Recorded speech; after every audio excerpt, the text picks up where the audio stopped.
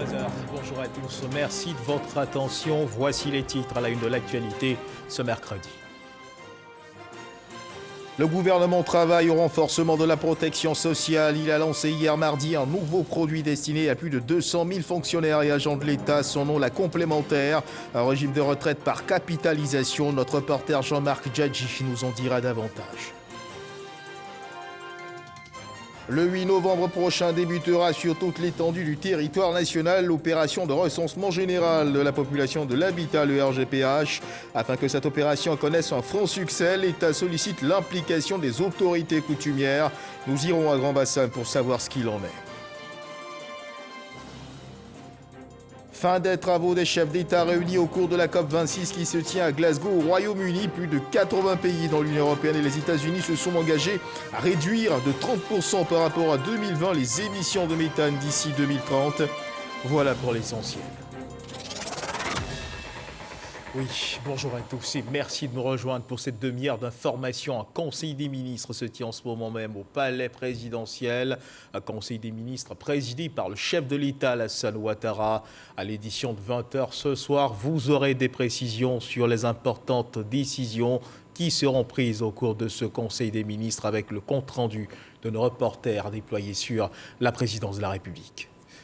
Conseil des ministres auquel prend part Patrick Hachi, le chef du gouvernement, le Premier ministre Patrick Hachi qui procédait hier mardi dans l'après-midi à la zone industrielle de Yopougon à l'extension de l'usine de broyage du cacao de l'entreprise Cargill. Les ambitions affichées par l'usine sont grandes. Grâce à cette extension, plus de 170 000 tonnes de fèves de cacao seront broyées par an. Alexis Ouedraogo. La Côte d'Ivoire, premier producteur mondial de cacao, nourrit un ambitieux projet. Transformer sur place toute sa production locale. Pour accélérer la démarche, l'État s'appuie sur le secteur privé dans un partenariat gagnant-gagnant. Ce mardi, à la zone industrielle de Yopougon, le groupe agro-industriel Cargill a dévoilé les nouvelles capacités de son extension qui font de la commune de Yopougon le cœur du cacao. Avec ces plus de 2 millions de tonnes de cacao, le gouvernement ne cesse de mettre en place, en plus des avantages liés au code des investissements, de mettre en place des mesures additionnelles attractives, encourageant les opérateurs du cacao à accélérer la cadence de transformation de nos produits. La société Cargill s'est engagée à augmenter sa capacité de broyage de 50%, passant ainsi de 110 000 tonnes à près de 170 000 tonnes par an sur les 5 années de mise en œuvre de la Convention. Depuis 2017, le gouvernement a conclu plusieurs accords avec les opérateurs en vue de les inciter à transformer encore plus. Il faut toujours se rappeler que seuls 5 à 6% des 105 milliards de dollars américains créés annuellement dans le monde par cette filière sont captés par nos entreprises et nos paysans. C'est évidemment insuffisant. Pour renforcer la contribution de cette filière, essentielle à la création d'emplois et de richesses dans notre pays, le gouvernement s'est fixé pour objectif de transformer à terme toute la production nationale. Dans cette perspective, un train de mesures visant à améliorer la compétitivité du secteur et développer le taux de transformation locale a été adopté en plusieurs étapes depuis 2016. Et le groupe va plus loin dans son engagement auprès des autorités ivoiriennes, notamment pour la lutte contre le travail des enfants dans la cacaoculture, la production d'un cacao professionnel respectant l'environnement, un engagement que salue le chef du gouvernement.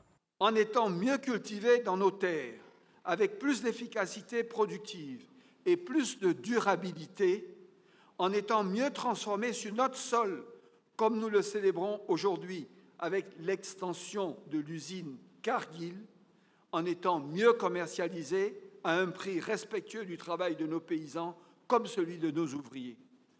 En réussissant la transformation de la filière du cacao, c'est aussi la transformation structurelle de l'économie de la Côte d'Ivoire que nous accomplirons.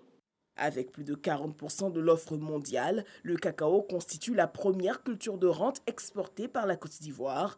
Elle mobilise près d'1 million de producteurs et contribue à faire vivre au quotidien près de 5 millions d'Ivoiriens. Voilà, et sortons des entrepôts de l'entreprise Cargill pour parler RGPH. Le 8 novembre prochain débutera sur toute l'étendue du territoire national l'opération de recensement général de la population de l'habitat, le RGPH. Pour le succès de cette opération, les autorités coutumières sont sollicitées. À cet effet, la ministre du Plan et du Développement, Kabani Allé, a rencontré le président de la Chambre des rois et chef traditionnel de Côte d'Ivoire en vue de leur implication dans le processus. La rencontre s'est déroulée à Grand-Bassam. Jean-Jacques Kwame. C'est accompagné des collaborateurs en charge de l'opération de recensement général de la population et de l'habitat que la ministre du Plan et du Développement a rencontré le président de la Chambre des rois et chef traditionnel, Nana Amontanoué.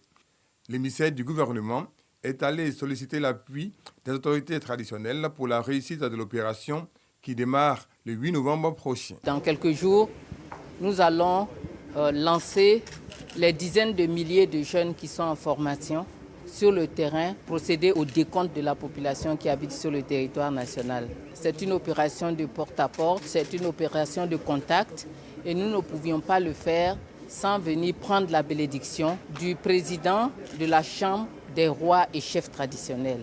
Lui expliquer le bien fondé et l'importance de cette opération que le président de la République, son Excellence M. Alassane Ouattara, a bien voulu nous confier et lui demander comment réserver un bon accueil, un accueil chaleureux à nos jeunes à qui nous avons donné de bonnes instructions. Le porte-parole du roi a signifié que l'opération de dénombrement sera relayée au niveau des chefs de village et familles. Le recensement général de la population et de l'habitat, décalé d'une semaine, va se dérouler du 8 au 28 novembre prochain. 38 000 personnes seront déployées sur toute l'étendue du territoire national. Coût de l'opération, 23,9 milliards de francs CFA. Et autre titre de ce 13h, pour davantage améliorer l'offre de protection sociale, le gouvernement a lancé hier mardi à l'IPS Ségrae un nouveau produit destiné à plus de 200 000 fonctionnaires et agents de l'État. Son nom, la complémentaire, un régime de retraite par capitalisation. L'adhérent, à travers son capital accumulé, améliore sa pension de retraite. Ce nouveau produit de prévoyance sociale vient compléter le régime de retraite de base. Un projet qui s'inscrit dans le cadre de la restructuration du système de pension publique initié par le gouvernement depuis 2012. Jean-Marc Djeudji. L'agent de l'État, désormais seul maître de la qualité de sa retraite avec la complémentaire. Avec ce nouveau produit de retraite de la Caisse générale des agents de l'État, l'adhérent épargne à son rythme pour financer sa retraite. Il augmente ainsi son revenu en complément de sa pension de retraite de base. Une innovation pour cet institut de prévoyance sociale. À ce jour, le régime de base, qui fonctionne selon la technique de la répartition et qui repose sur la solidarité intergénérationnelle, en ce sens que ce sont les cotisations des actifs qui assurent le financement de retraite, ne suffit pas à lui seul à assurer aux fonctionnaires à la retraite un taux de remplacement convenable. La complémentaire va garantir et améliorer les conditions de vie de plus de 250 000 fonctionnaires. Une satisfaction pour les 309 partenaires sociaux. Je voulais vous rassurer que nous ferons en sorte qu'un nombre important de fonctionnaires et agents de l'État souscrivent et adhèrent à ce complémentaire qui est un aspect très important pour nous.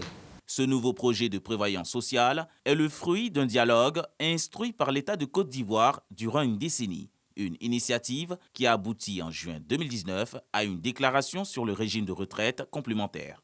Avec la complémentaire, notre pays, dont le système de prévoyance sociale est déjà une référence à l'échelle continentale, renforce ainsi son image en tant que précurseur en matière de gestion des retraites grâce à un modèle inédit en ce genre. Qu'il me soit permis d'exprimer toute ma satisfaction et ma joie pour cette opportunité offerte aux fonctionnaires et agents de l'État qui, tout en travaillant pour le bonheur et le bien-être de leurs concitoyens, pourront garder leur sérénité. Le régime de retraite, la complémentaire, est facultatif pour les agents de l'État en activité et obligatoire pour les nouveaux fonctionnaires. 5% est le taux de cotisation obligatoire prélevé sur le salaire de base et les montants minimums pour les cotisations optionnelles vont de 5 000 à 25 000 francs CFA. Et dans le flot de toutes ces activités, il faut continuer de rester vigilant. La Covid-19 toujours présente dans le pays assure l'évolution de la maladie en Côte d'Ivoire.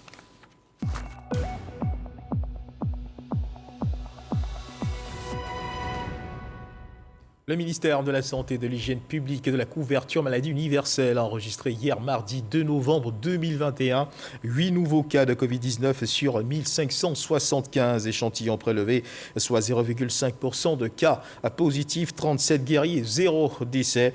À la date du 2 novembre 2021, la Côte d'Ivoire, notre pays, compte donc 61 319 cas confirmés, dont 60 071 personnes guéries, 696 décès et 552 cas actifs. Le nombre total d'échantillons est de 1 94 328. Le 1er novembre, 26 596 doses de vaccins ont été administrées, soit un total de 3 349 245 doses. Du 1er mars au 1er novembre, le ministre de la Santé, de l'Hygiène publique et de la couverture maladie universelle invite toutes les personnes âgées de plus de 18 ans à se faire vacciner dans les centres de vaccination. Et on le répète, la vaccination contre la Covid-19 est gratuite et volontaire.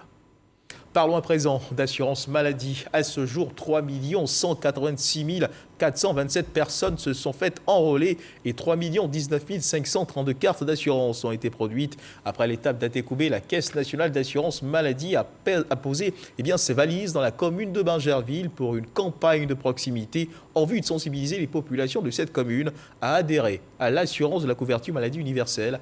Objectif, bénéficier de soins à moindre coût. Didier Nguessan. Bénéficier des soins médicaux à moindre coût, c'est désormais possible grâce à la couverture maladie universelle.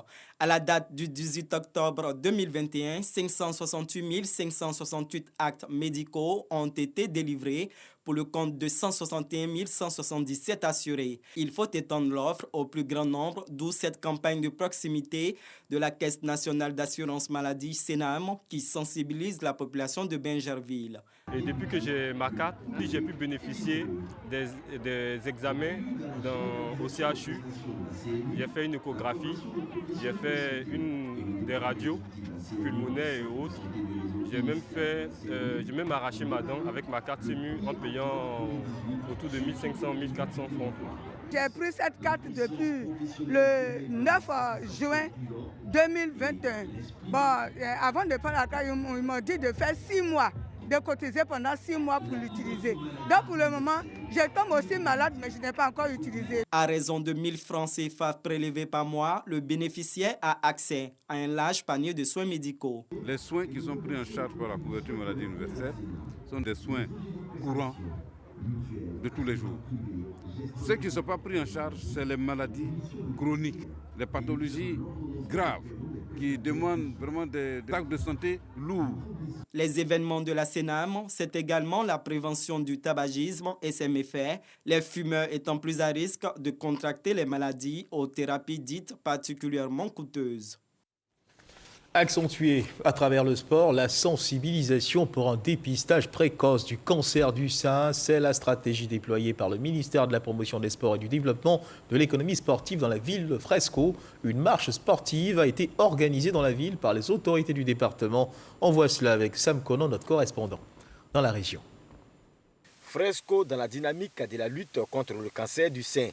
Une marche sportive initiée par la direction départementale des sports a eu lieu sur le boulevard principal de la ville, dans le cadre de la journée d'animation sportive citoyenne dédiée à la femme, pour ce mois d'octobre, dénommé Octobre Rose, instauré par le ministère de la Promotion des Sports et du Développement de l'économie sportive.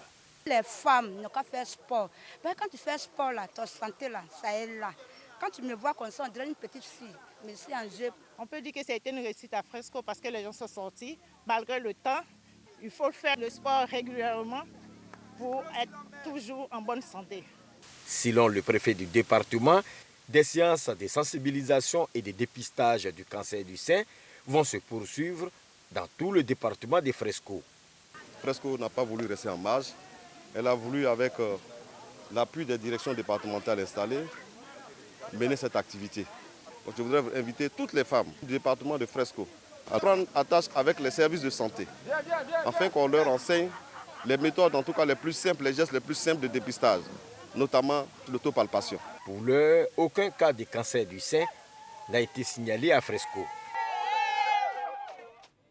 Voilà, et comme on a pour habitude de le dire, le sport c'est la santé. Direction la région du Guémont, où la délégation de l'Union nationale des journalistes correspondants de presse de Côte d'Ivoire a offert récemment des kits sanitaires au centre de santé urbain de Gbapleu, dans la région donc du Guémont. Objectif de ce don, améliorer les conditions de santé des populations du village et de la sous-préfecture. Jean-Marc Tchadji. Gbapleu, localité située à 45 km de Dioukoué. Le médecin en chef du centre de santé urbain du village reçoit des kits sanitaires de la part de l'Union nationale des journalistes correspondants de presse de Côte d'Ivoire. Cette action vise à renforcer les acquis de ce centre hospitalier en termes de soins de santé. Les bénéficiaires ont promis faire bon usage de ce don. Rassurez-vous, nous tous ici présents, nous en saurons faire bon usage pour offrir un cadre sain où tous les usagers du centre de santé pourront recevoir des prestations de qualité. Le sous-préfet de Gbapleu a félicité les donateurs et a qualifié cette action de salvatrice. Je voudrais donc remercier au nom de monsieur le préfet de la région du Guémont, préfet du département de Dioukoué, vraiment tous ces donateurs ensemble pour développer cette localité. Ces dons viennent en appui à l'élan de développement enclenché par les autorités dans le département de Dioukoué. Retour à Abidjan, où la 7e édition de la Journée internationale du bégaiement a été célébrée via une conférence, des panels et des animations. Journée organisée par la Fédération nationale des organisations pour la promotion de la personne bègue, le FENAPSI. Le bégaiement, rappelons-le, est un trouble de la parole. Occasion pour les membres de cette fédération d'inviter le gouvernement ivoirien à faciliter l'accès à l'éducation et à l'emploi de la personne bègue. Alec Lavry, Didier Nguessan. Ça pour tout le monde. Ceux qui pensent que quelqu'un qui ne peut pas aller à l'école, c'est faux. Cette scène est un exemple de difficultés que rencontrent les personnes bègues au quotidien.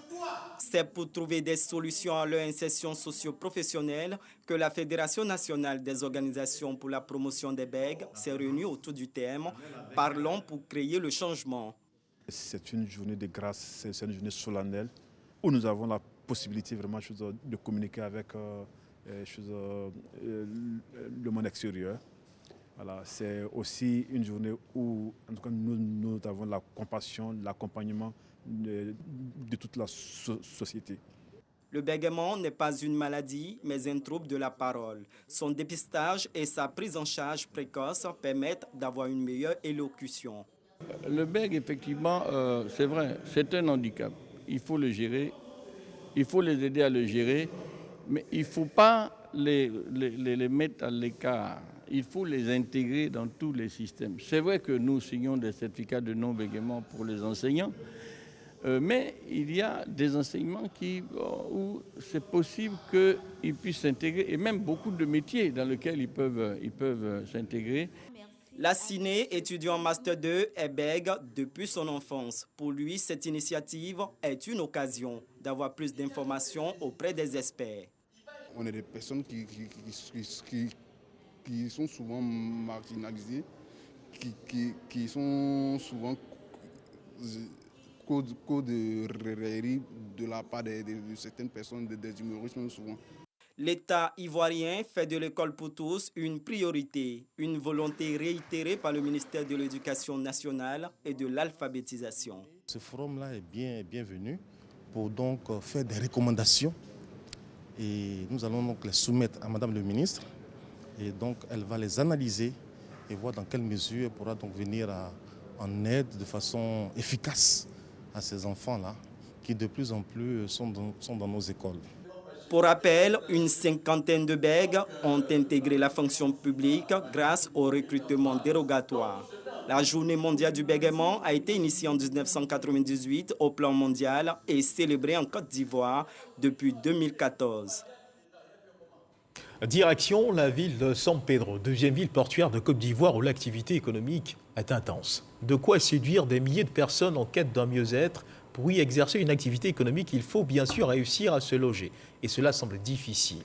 Entre autres options de rattrapage, la ville abrite le plus grand bidonville d'Afrique de l'Ouest, le quartier Bardo. Et même si celui-ci semble avoir été piqué par le syndrome de la modernisation, comme plusieurs autres quartiers de San Pedro, il reste tout de même difficile, selon notre reporter Noël Gnagno, d'y trouver un logement. Reportage. La ville de San Pedro, symbole du miracle ivoirien des années 70-80. À cette époque-là, elle comptait 12 000 âmes pour une prévision de 6 000. Aujourd'hui, la population est estimée à plus de 300 000 habitants sur un périmètre communal handicapé par sa topographie. La topographie du site de San Pedro est une topographie particulière, atypique, parce qu'elle est formée de zones de compression marécageuse et de collines. Nous avons des collines jusqu'à 20% de pente et beaucoup de bas-fonds, ce qui ne facilite pas l'aménagement. Et comme si cela ne suffisait pas, la ville a connu des évolutions dans l'espace et le temps. San Pedro a suivi une évolution progressive. Déjà en tant que simple ville, après devenir ville portuaire, après devenir premier port exportateur de cacao mondial, après devenir deuxième puissance économique de la Côte d'Ivoire. Toutes ces étapes-là ont sûrement impacté les différents coûts de loyer par époque. Conséquence, l'offre de logement s'est trouvée être en deçà de la demande avec son corollaire, le coût de loyer indexé sur le quartier. En quartier résidentiel, là encore, il faut compter 100 000 francs pour avoir un studio ou une chambre-salon. C'est un nouveau quartier. Je crois qu'il a vu le jour en 2000. Bon, le coût des maisons ne sont pas tellement hauts. On peut les avoir à 30 000, à 35 000. Les maisons qu'on peut trouver ici à 75 000, 80 000, on ne peut pas avoir ça dans les autres quartiers comme Chibé, Dabsi et autres. Parce que là-bas, l'accès est complètement difficile.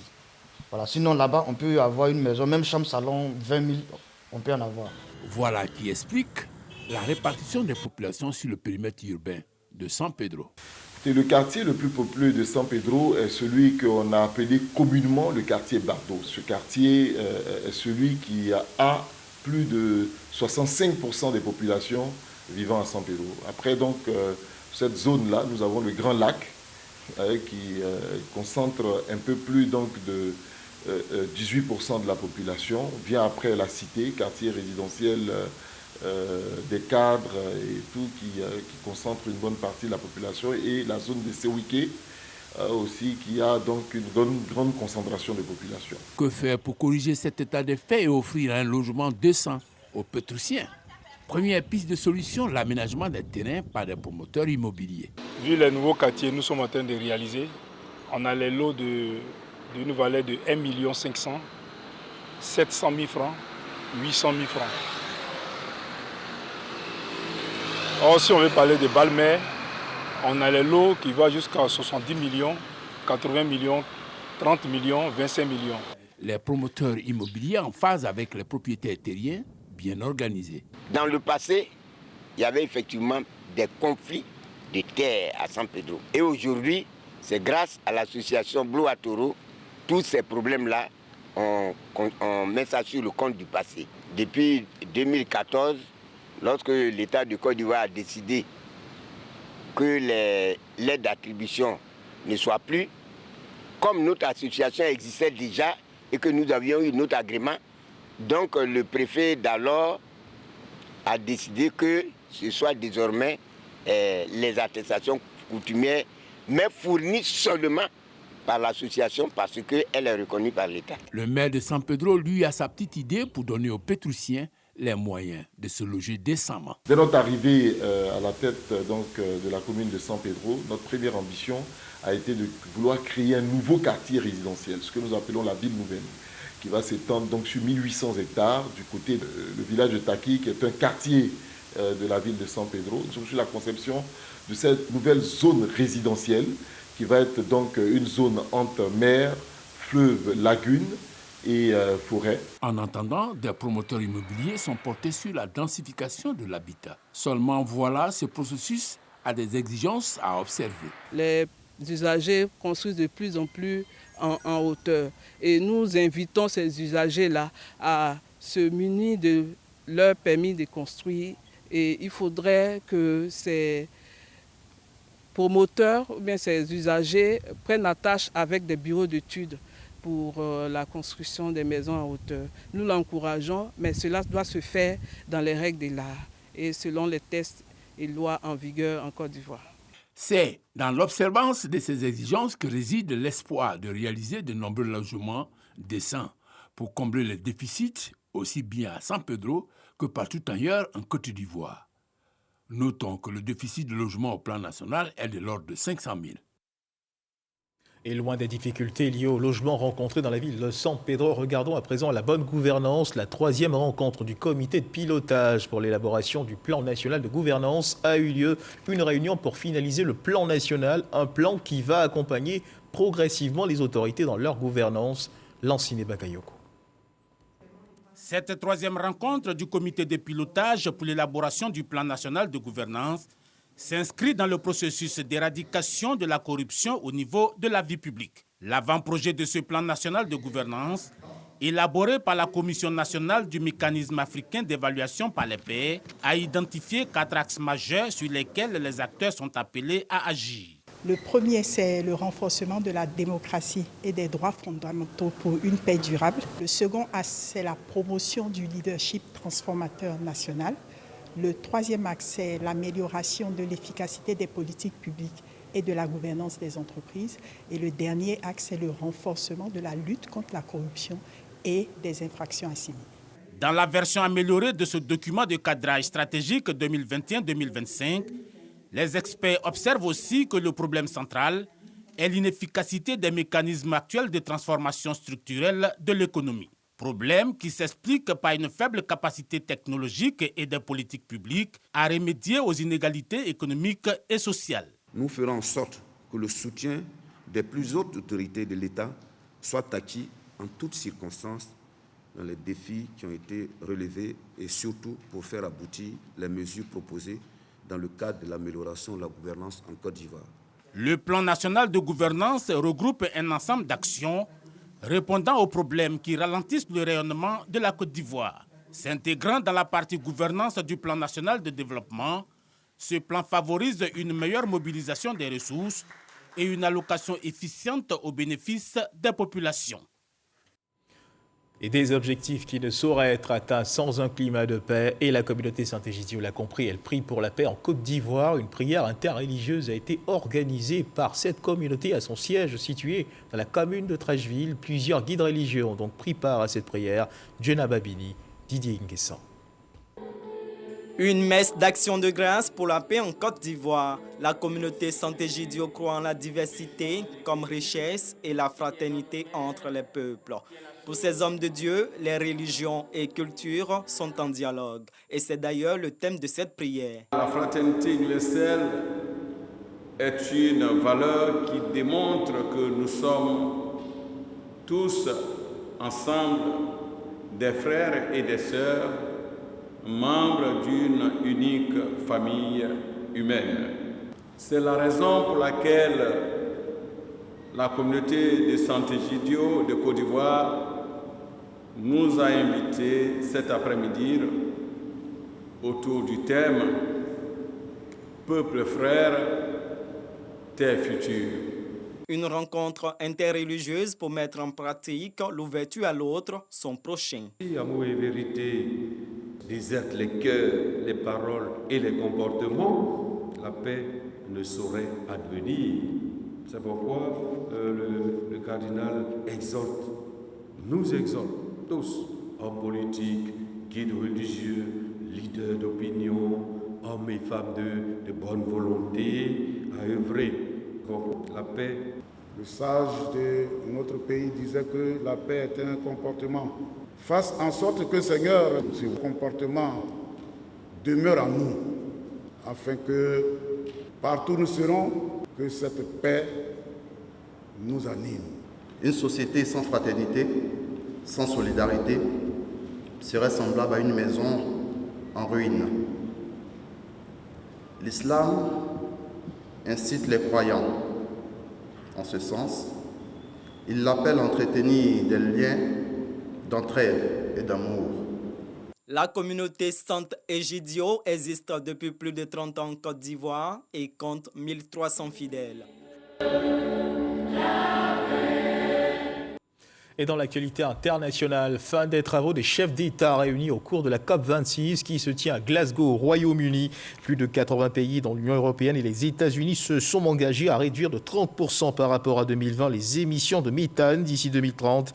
Joe Biden, le président américain, prenant le contre-pied de son prédécesseur Donald Trump, a donc insisté sur le retour des États-Unis dans les négociations internationales sur le climat. Le 1er novembre dernier, le secrétaire général de l'ONU, Antonio Guterres, devant environ 120 dirigeants de tous les continents et des milliers de délégués d'observateurs, avait exhorté à une action commune pour sauver l'humanité des catastrophiques impacts du réchauffement climatique. Et c'est sur cette information que se referment les pages de cette édition. Merci de nous avoir suivis et surtout de rester fidèles au programme de RTI 1. Bon début d'après-midi. Dieu garde la Côte d'Ivoire.